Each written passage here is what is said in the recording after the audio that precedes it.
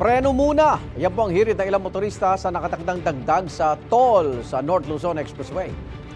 Live mula po sa NLEX, Balintawak. May unang balita si Bea Pinlac. Bea. Igan, 2 araw na lang ipatutupad na ang toll increase sa North Luzon Expressway. Kaya ang ilang motoristang nakausap natin humihirit na preno muna sa nakaambang dagdag singil.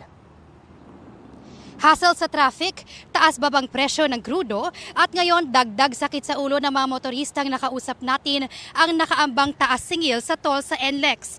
Simula Linggo, March 2, ang bagong toll rate sa NLEX Open System mula Balintawak papuntang Marilao, Bulacan exit ay magiging 79 pesos sa Class 1 vehicles o mga kotse at SUVs, 199 pesos sa Class 2 vehicles o buses at small trucks at 238 pesos sa Class 3 vehicles o yung malalaking truck. Sa end-to-end naman na biyahe mula Balintawak hanggang Santa Ines sa Pampanga, 416 pesos na ang magiging toll para sa Class 1 vehicles, 1,039 pesos para sa Class 2 at 1,247 pesos para sa Class 3.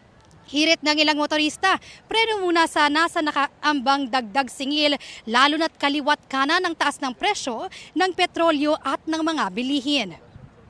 Actually, medyo mabigat sa bulsa kasi continuous yung pagtaas ng mga binibili natin. Tapos sumabay pa si NLEX sa pagtaas. Yung MacArthur medyo maluwag naman, so may alternate route lang ako. Kaya ganun. Sana, kung pwede, hindi pa ngayon. Ma-extend pa sana. Sa hirap ng buhay, pasweldo hindi naman tumataas. Limit na lang siguro yung biyahe ko pagka hindi ganong kailangan.